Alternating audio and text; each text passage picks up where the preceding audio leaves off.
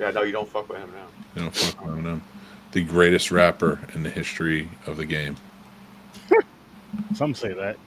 Some don't. I wouldn't say best rapper. I'll say best I was just lyricist. fucking around. Lyricist? No, he's not the best lyricist. He's good at putting words together and all that good stuff. That's what I mean. But he's not the best.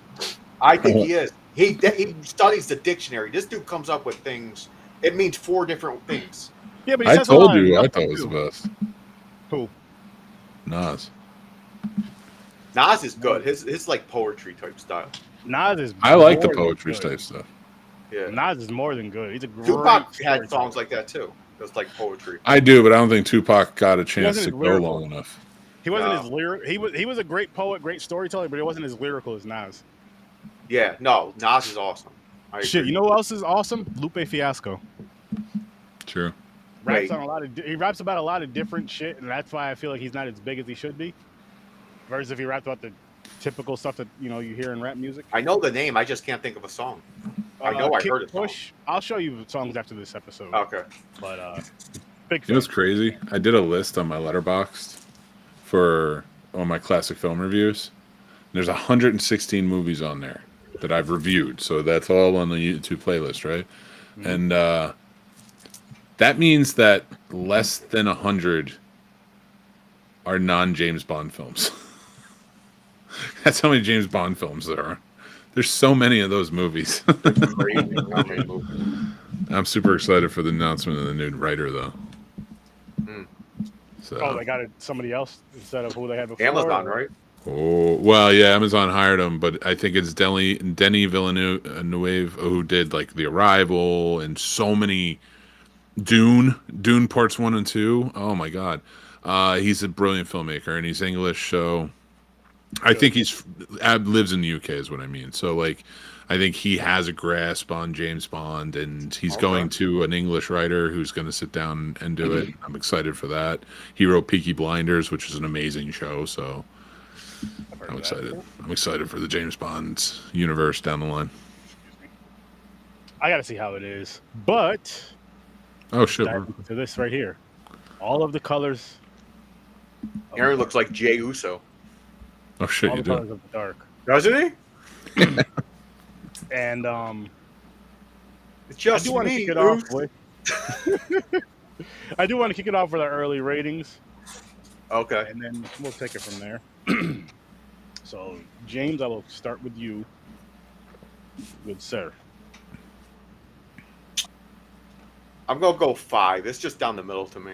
It was okay, but it wasn't bad. 5. How about you, Mr. Manhattan? It wasn't one that I'd rail against or have a big rant about, but I would give it a 3. 3. Okay. I'll say 4. Kind of. I agree with what you both said. It just didn't do it for me. I thought that this was gonna be. I don't know. I thought this was gonna be a hell of a lot better. I thought it was gonna be more. I guess more gore to it. I thought it was going to be more demonic. because of the cover. You were saying before the other cover. Well, no, because I read the subscription. They said like a demonic cult or something, a demonic satanic cult. And I was like, oh, shit, they're going to summon a demon? Nah. And none of that happened. Nah. I'm starting to. I agree with what we were talking about pre-show, James. How you were saying you're not a big fan of the Giallo films. Mhm. I'm still like I still want to watch more before I say that. So but far, no, me too. So far, I'm not a huge fan. the past couple that we've seen, not so great. They're okay. I think the big thing for me about Giallo that a lot of people who are horror fans, and Giallo fans never really say this, and they should. If you're trying to sell a horror movie, you need to sell it accurately, and they are horror, but it's more of a thriller, investigative horror. It has to be. Giallos are investigative in nature, so when you're watching it, you're more like watching a thriller that is diving into the horror genre. And I think when Giallo fans sell it, they're selling all of the horror in the film. Like, oh yeah, it's great, this, that, and the other thing, like Suspiria or Deep Red.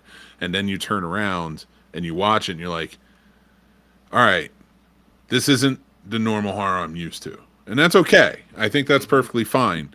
But yeah, I still think like when Giallo is being sold to somebody, there has to be that idea of like expect more thriller, or even just more of a slow pace investigative type of movie than an outright horror movie. You know, not in every single case, but in this case, this is just slow.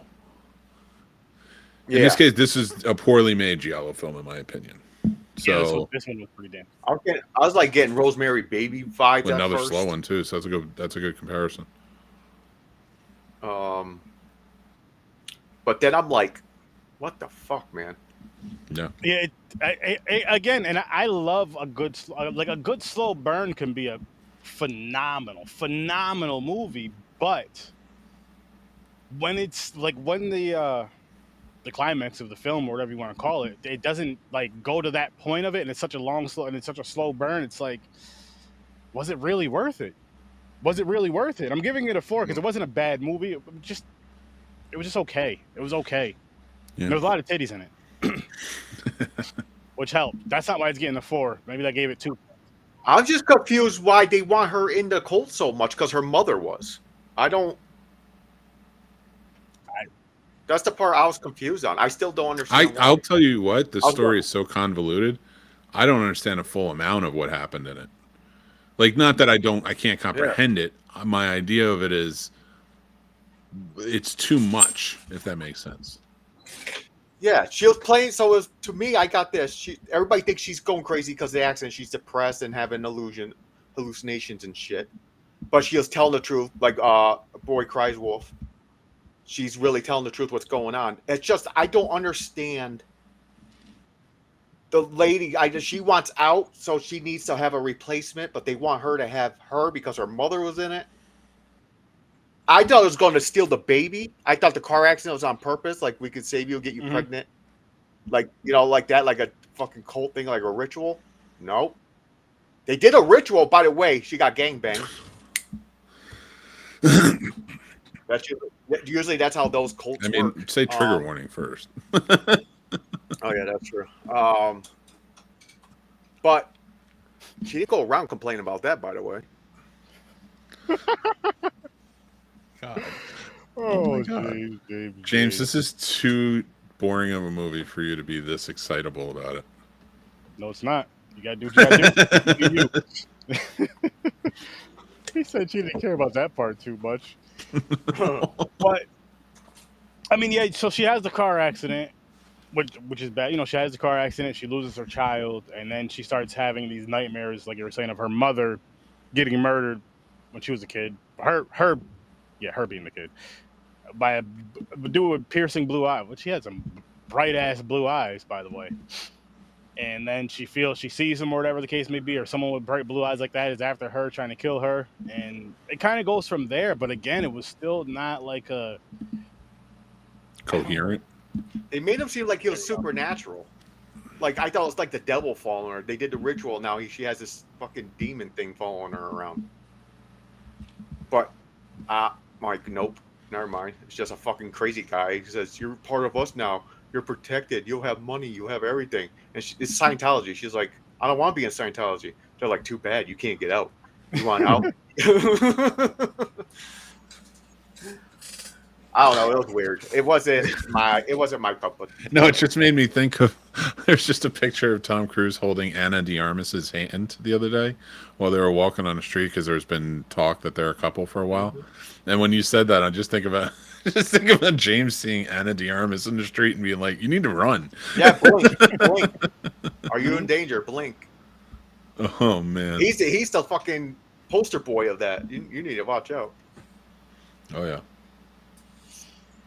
I should have went to Scientology. Maybe I'd be rich by now. I'd be a successful filmmaker. There you go. Maybe this movie could use a little Scientology too and be a little more successful and a better everything. Script and all that. And I wanted to like this. Like, I want to get into the Giallos and freaking enjoy these films just so I have another subgenre of horror to watch and enjoy besides the ones that I've been watching and enjoying. But these movies are making it fucking hard. I mean, they're nice to look at. They used lots of red and yellow in this movie. Yeah, they're always nice to look. The visuals are always nice for the most part, but again, I need more than just visuals to enjoy a film, even if there's titties in it. Like I want to be, because with these type of films, more so, I feel versus a slasher like Friday the 13th, which you could say has a decent story to it. It has something that you can at least connect. You know, you have something that brings you back to it besides the kills. Like you grab onto the story of it. I feel like with these type of films or with these slower burn films, I feel like that story really has to knock it out the fucking park. Like really has to be intriguing, really has to be entertaining, really has to draw you in from beginning to end. And then the end is just like, oh my God, holy shit. Instead of this movie should have been shorter. You know what I mean? Like, Agreed. or they could have did this, and this faster. They could have tied this part up better. They could have just made it like a more coherent story. Why does she have to have the car accident of her losing her child instead of just the flashbacks of maybe her mother and where she thinks someone's after her or someone's after her, whatever the case may be, but just kind of have it more. Then they made it seem like the boyfriend was part of them, but he wasn't. He was saving her. Yeah. I thought that played out pretty good in the end, though. What'd you say? I thought that played out pretty good in the end, though. No, it did, but I did like they just added something else in there. They put a spin on it. They're like, oh, yeah. Is he part of it? Because he just disappeared. The girl was like, where are you? And he's following her, and he showed him in the car like he was stalking her, following her. And I'm like, uh-oh. And I'll say this, too. Like, you don't always need a twist or a fake twist in a film for it to be a good film. Sometimes you're just doing way don't too watch much. what's his face movies. He puts a twist in every one of them. Who? If it's done Night right. Shyamalan. Yeah, Shyamalan, the one that made The Watchers. And, I actually have a Sixth Sense. No, I have a theory. Fuck the based on. I don't subscribe to that, but I have a theory based on just being in the film industry, having talked to certain people, and kind of have an understanding of how it works. And I realize that's pretentious as fuck. And I'm sorry for anybody who's watching and listening. I'm not trying to sound pretentious. This is just a theory. I've talked about it on my show and such too. But if you ever want me to share it, I'll share it with you about M. Night Shyamalan. But I have a theory about why those twists became so prominent. I think it's because it was a big hit with Sixth Sense, and he just kept going with it. I don't think he wanted to keep going with it. That's really? Yeah. Oh, okay. Really? Why is that? I think it was such a huge hit, and word of mouth movies come around every so often. Like we think Marvel movies are word of mouth movies. We think they're not. Word of mouth movies are the ones that become the runaway sensation that it's literally generated by the audience. The audience has to tell other people this movie's so good, this movie's great. Star Wars is one of like we can name out which ones are which. The movies that like you must go see this. Psycho is a good example of that. But they come around every so often. I'd have to go and look. Sinners was a word of mouth movie. I think yes, we all go to see Ryan Coogler, but that was his fourth film, right? It was blown up on social media. Everybody was like talking about the dancing, talking about the elements of the movie. That was that success for so long, especially in a movie. Because think about it: opening weekend, you have the biggest movie. By the next weekend, you have another big blockbuster coming out, and you're in streaming in a month, right? Mm-hmm. That's because word of mouth movies don't come around that often. But Sinners stayed in for a while. That's a word of mouth movie. People are saying go see that. So that's the most recent, I would say. Now, why do I say this? Sixth Sense is absolutely 1,000% a word of mouth movie. It's that ending that got everybody. You're not going to believe it. You need to get out there. The twist is crazy. And I think the studio forced him to add twists to Unbreakable. And he did. And he added a good twist to Unbreakable. Because if you go and watch it, I think he likes twists. I think he likes to kind of turn things. But I don't think it was that flagrant. I don't think he wanted it to be that flagrant. I don't think he's good at making it that flagrant. I think the studio is like, no, people want twists when they see your name. That's what you're known for. We need to do that. So that's why, like, on Unbreakable, it turns out, he was the bad guy causing all this the whole time. And then I think Signs I think that was M. Night Shyamalan truly being a writer and writing a twist in, because that works. Mm-hmm. Whether you like that movie or not, it doesn't matter. That twist works. He wrote a movie about angels and demons. Most people who don't like it didn't get it. Yeah. And I'm not, I get that, but for the most part, like, they just didn't get what he was trying to say. So that twist works within that framework. But if you look at his next movies after that, it's forced. Like The Village. Did he do The Village? Yeah, that was the next one right after. Like, yeah. It was forced, those twists. Now bring them back, make them more prominent. They have to be big at the end. Yep. And everyone couldn't stand The Village. Everybody liked Signs, but they couldn't stand the end of The Village. Yeah. And then The Lady in the Water and stuff like that. I think he's better now. I think he still adds twists because that's what he's used to. Mm-hmm. But I think he is more free now to do what he wants, and that's why his movies have gotten better over the years. Okay. Personally. Okay. That's my theory. That makes sense. I like that. Yeah, Sixth Sense.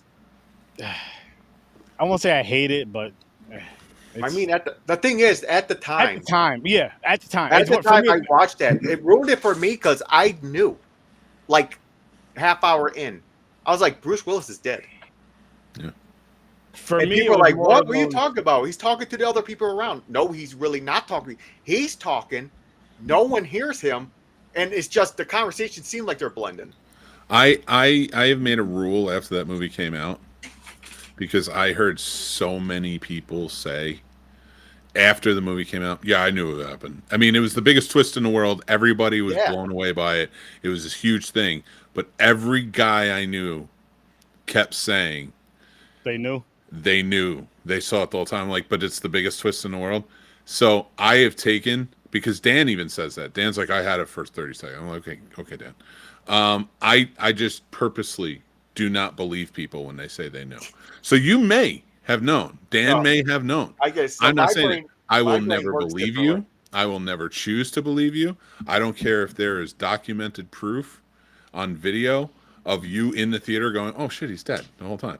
I will never believe you. I really ruined it for someone for saying that. Well, so here's the thing. I know a lot of people do say they do that. A lot of other movies too. They'll go, oh, I say it all the time. I predict what's going to happen. So my wife, she's okay. For example, in the car, she's doing audiobooks and reading.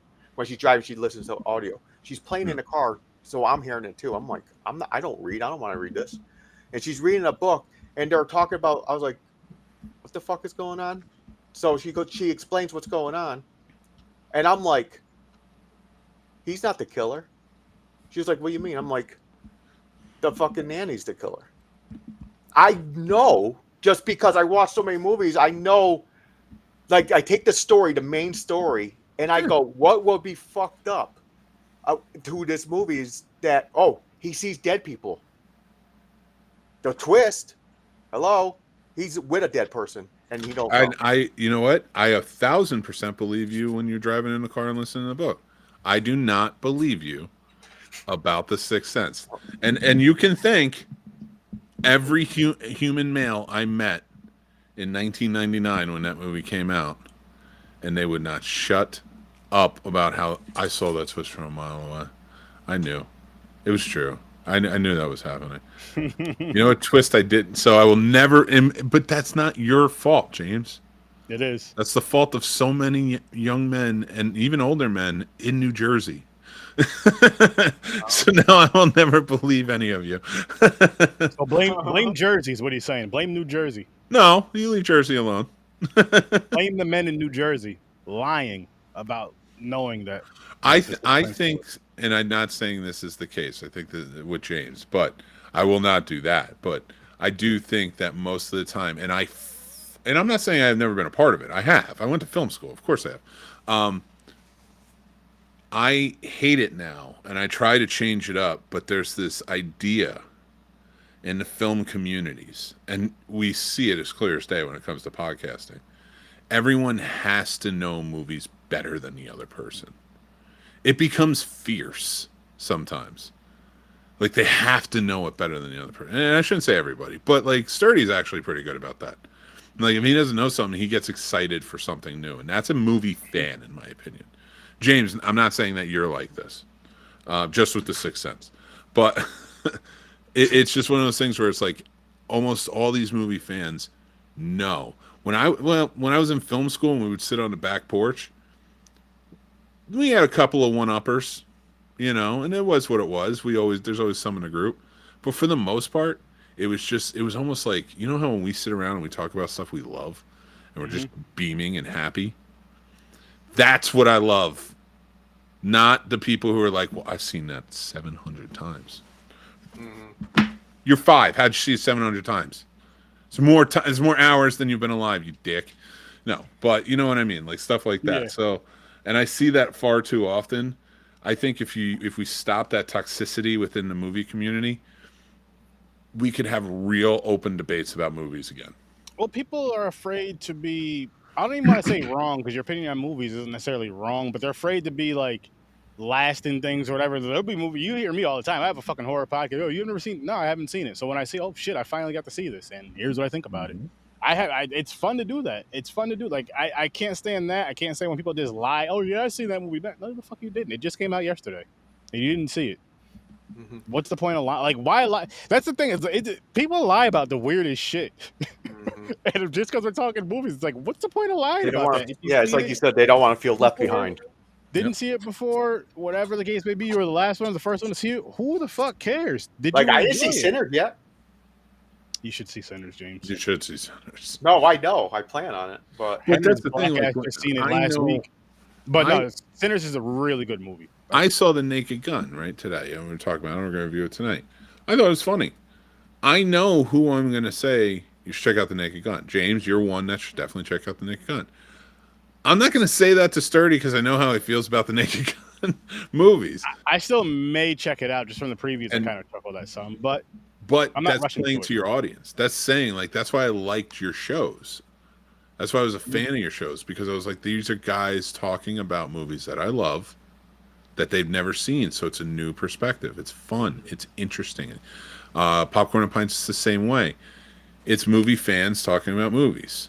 And grown into authoritarian. I know what you mean. An authority of it, but starting out though, it was like, oh, they had never seen this before. Almost everybody I know has seen this before. Or some sort of like, they're not arguing about what age they saw the movies, which is a huge thing in this freaking communities too.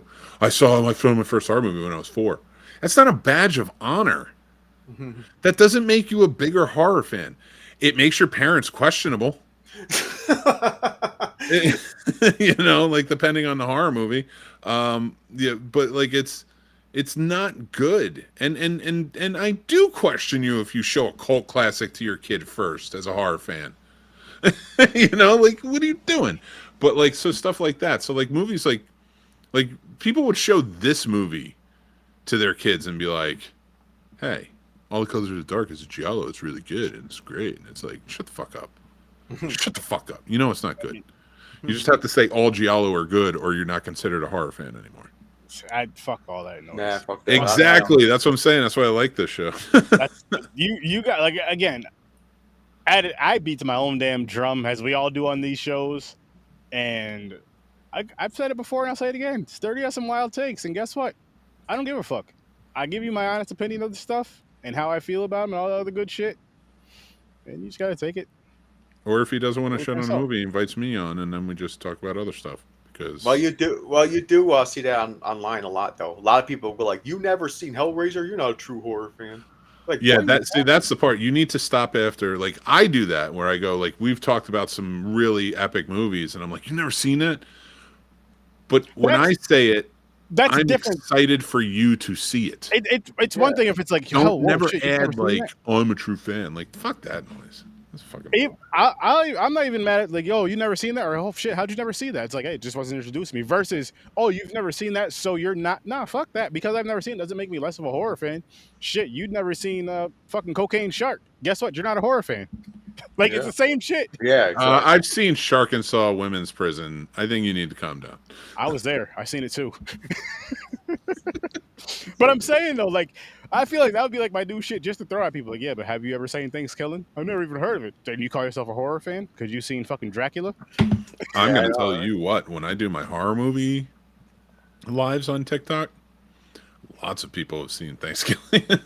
I know, Keep but asking you know about what I'm getting at though. It's just like that whole. Ah, More That- people than should have seen that movie. that shit spread like no, not should wildfire. have more. The whole world should see that movie. And Same I'll say thing with this, Greasy too. Strangler. Ugh, Yes. that movie is so stupid. Yes, but I'll say this though. That movie is Whatever. so dumb. If you watch movies and you're a fan of movies, you're a movie fan. If you watch a specific genre, guess what? You're a fan of that genre. Whatever the case may be, you don't have to see every movie in that genre. You can watch the same fucking movie 30,000 times. I don't give a fuck. You're a movie fan or you're that genre And fan. I don't whatever. care if it's the top 100 movies of all time. If I didn't see it, I didn't see it. Like, hey, I Yeah. never got around to it. What do you want me to do? Nah, Yeah. I seen that bottom million though. Have you seen? Yeah, I know. Did you see the It's fucking? Did you heavy. see these ones on the bottom of that list? Jesus. Oh man, I just love to be fucking. It's kind of a mixed bag, man. You put your hand in the bag, and you grab what you grab.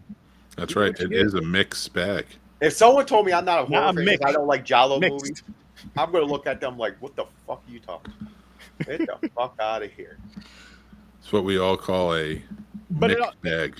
it all ties into this movie though, as far as like none of us are that crazy about it. I wish Trevor was here because I know he would probably have a lot of positive things to say about it and how he enjoyed it. But we're still movie fans. I was really curious how Chris, because it was his pick.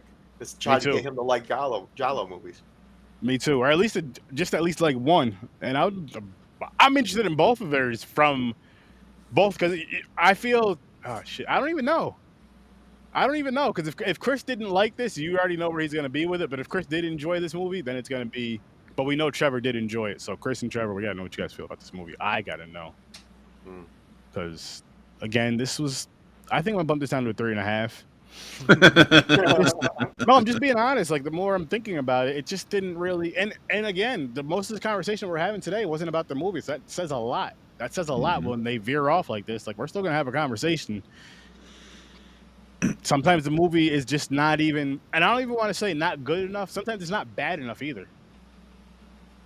You know what I mean? Sometimes it's not bad enough, and I know that sounds crazy to some people, but think about it. Go back and watch our Blood Lake episodes or episodes like that to where a movie was really bad, but we had a lot to fucking say. And then go back and watch one of these movies that's just like, you don't really have too much to say about it unless somebody there actually really enjoys it or somebody there really fucking hates it. And this one's just not that. It's just like I would never tell you not to watch a movie, but I also would say for this, if you want to watch it, check it out. If you want to watch it, check it out. But I'm not going to sit here and tell you need to see this because this is one of those for me. Mm-hmm. You're not missing out on anything. This wouldn't be on like Sturdy's picks or Sturdy's recommended picks or whatever. This wouldn't be on there for that. No, but hopefully next week's movie will be. And what is next I think week's he's movie? hiding something from you people. What do you mean, you people? No, there was from you people, like from all of you, not you people. Well, they prefer to be called Sturdy Slashers, not you people. But that wasn't. I love doing this to me. Trying to There's trap times him. where he'll just go with it, and I don't know if he's falling for it or just going. And there's times where he just like, shut up. I Sturdy. make it completely my ignores me. job for you all to never know, to never absolutely know where I'm at. Like, there are people who still ask me questions about like certain things that I've told them. Nothing more innocuous shit. Like I still get questions about Journey to the Center of the Journey to the Center of the East, or Journey East, not Journey to the Center, Journey East. Wonderful like Chinese that. film. Yeah. You should 1,000% cover it on this show. It's Is it fit horror? the Demon Hunter. It fits It's within a horror. Demon Hunter, yeah. 1,000% should be on this show. It is an amazing movie. It's gorgeous. The entire ending with the Monkey King was brilliant. I loved the whole thing. Mm-hmm. I watched that with two friends one time, and because I am just kind of like very monotone when I want to mess with people, because I was kind of like tantrumy. I didn't really want to watch it at first, and then we watched it, and it blew me away. And the rest of the time, like I was just like, that is the greatest movie I've ever seen. And like they still ask, like, did you really like that movie? And it's like, yeah, it's the greatest movie I've ever seen. Just keep going with it. And I tell people all the time they need to watch that movie. It's one of the best movies I've ever seen. That's fun. Monkey King. No. Journey to No. the West. Yeah, but you said something about a Monkey King in there. No, there's the Monkey He's King in there. There's a Monkey King lore in there. Wukong. Yeah. I just text my brother and call him Monkey King. That's all, guys. Right. The fuck, man. Listen, man. You should have known I was gonna do that. Oh, If it was Henry, he's gonna be fine with it. I've called him a monkey once or twice before in my life. Jesus Christ. For all we know, it could be his favorite animal. That's fair. Or it could just be. Never mind. Veronica. I picked this one. I seen this a while back. Veronica, we're coming for you. Nick is gonna hate it. I've seen it. It's demonic possession. I thought it was better than some, but I didn't. Oh, you've seen this one. Oh, okay. Anytime I take it, ironically, I take it as a challenge. Anytime somebody starts marketing their horror movie, as the scariest movie of all time. Me too. Because they're trying to generate that word of mouth, and so I'm like, all right, I gotta check this out. And I watched it. Me too. Like, it's pretty good. It wasn't bad. Yeah, it wasn't scary. It's so scary. People had to shut it off. They walked out of the theaters. What? But that's the thing. Demonic possession movies aren't scary. You have to rely on stupid jump scares for it to work. It's not like The Exorcist. The Exorcist atmosphere was built. Okay, yeah. That's why that's like the last exorcism movie where I was like, this is genuinely scary. I get that. I get what you're saying. My brother stopped watching demonic movies when he had my nephew, because he watched one where it was trying to possess the baby and everything. And he's like, nah, I can't watch them no more, because he thought automatically it was his son. Yeah, I was like, I think that James, that was just his way of getting out of the movies, because he was scared. Hey, that's what I said the same exact thing to him. When I said it differently. I said, don't lie, you're just a bitch. When I had my son, I had a hard time watching movies where, the kids died or were hurt. I don't. Like if they're done well, like Train to Busan came out at that time, and that was incredibly hard to watch. I thought it was insane. I thought it was awesome. It was a great movie. You didn't like the death scene in Dr. Sleep, the baseball kid. That one still messes with me. I know. That's what I'm saying. Him screaming "mommy" the whole time. Like, yeah, I know. It is fucked up. I know. That was crazy. That was wild. Like, I get mad. I'm like, I don't like. It's not that I don't think it should exist, because listen, like, movies are movies, and there's a reason for what they do, and that's scary to somebody having their child getting killed. So they're showing. Oh hell yeah! I mean that same reason why that same reason is why I like the Speak No Evil movie, the foreign version, better than I like the American one. And I know, Mick, you said you like the American one better, and my wife said the same thing. But for me, because it brought out more emotion, way more emotion. And that's where I disagree with you. For me. Oh, well, yeah. Because it brought it out for me too. If I'm arguing for the foreign version brought out more for me.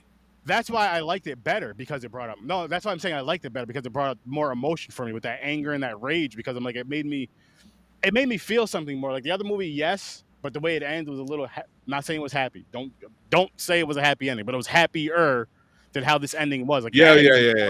I'm just for like, sure. That really, it fucked with me in a sense of like, that's some fucked up shit. Like, it is, really, but that's the argument we've always had. Actually, I'm kind of having not argument, but we're going to talk about that on an episode Trevor's going to be on of my show, where American films are glorified. I really do think that, like, we look at the mirror of our art with especially white American films. Let's be really, like, branded properly, but like if art is a mirror shown to society about, like, what the filmmaker thinks of society, American films have a blemish-free mirror, which isn't good. Because for some reason they only want to show the flaws that they're willing to show, the blemishes they're willing to show.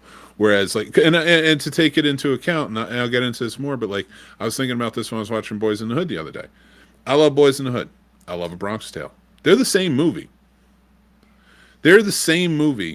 But if you look at both of them, and it's not one copied the other. That's not what I'm saying. I just think that's a reflection on how we as human beings have the similar stories. You know, but we refuse to see it that way. It's the same movie, it's the same plot points. He gets in the car, he gets out of the car, then you know the friends end up dead. You know, it's and it, but from beginning to end, it's all about a coming of age tale. My point to this is, in talking about these elements, especially like with horror and like the kid stuff, it's we're afraid to take it. That's why I like that Dutch film. I think it was Dutch or Swedish. I can't remember exactly where it's from, but Speak No Evil. I liked it. I like it in a way where because it did draw something out in me. Those parents acting the way they did, I can't understand that. No. So it enrages me. So of course I'm feeling something.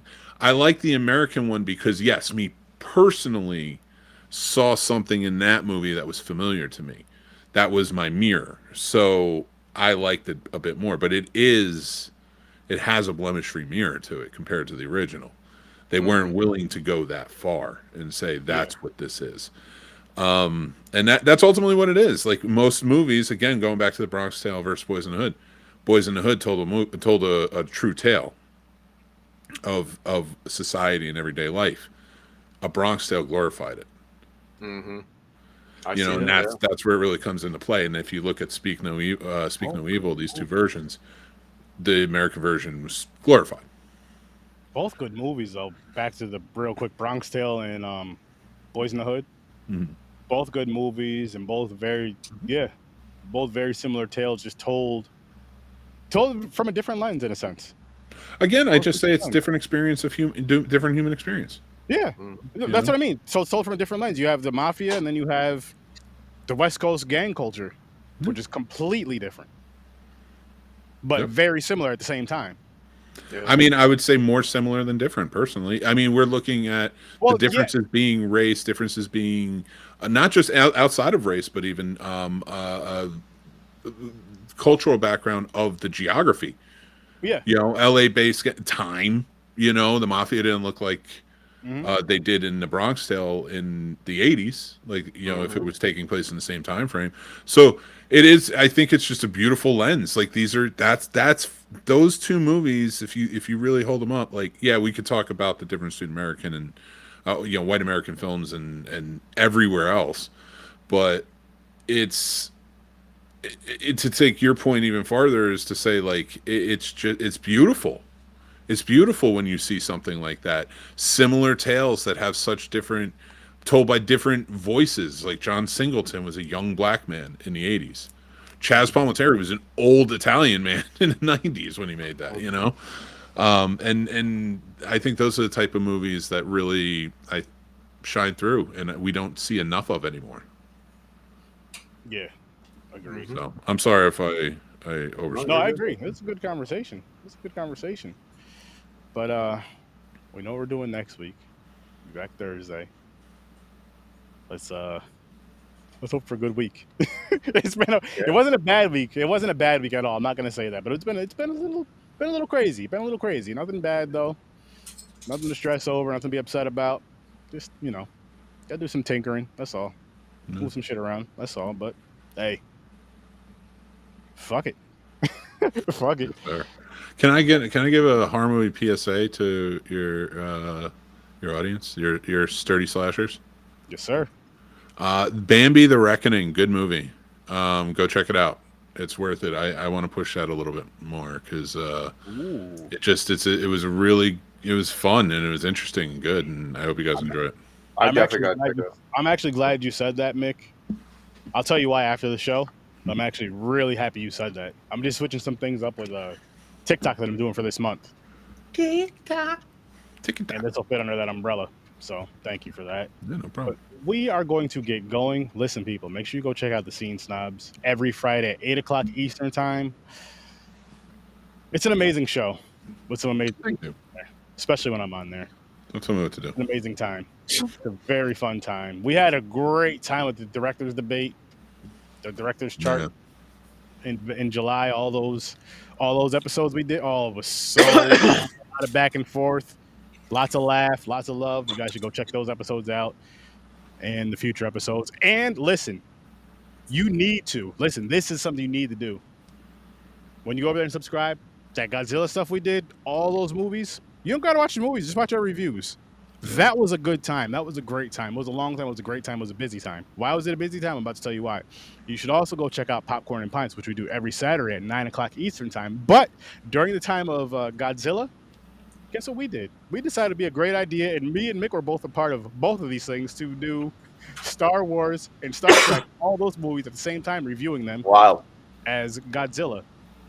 Long time, great time, fun time, very, very educational if you're a fan of film because you're going to learn a lot, especially if you go through all those films and watch them. Trust me, you're going to learn a whole lot about just with other movies when you're hearing certain things. Like I'm enjoying watching these type of films because of the pop culture you get from when you're hearing, oh shit, I heard this song in this, that, and the third, and all that cool shit, and I love it.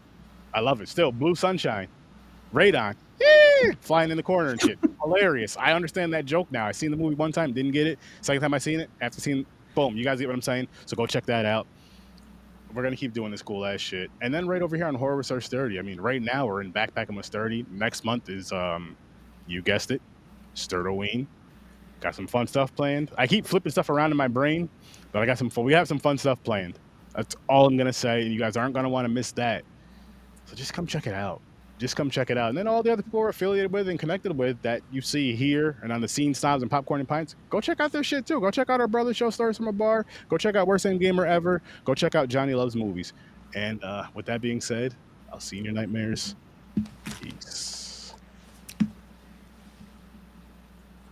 Stop.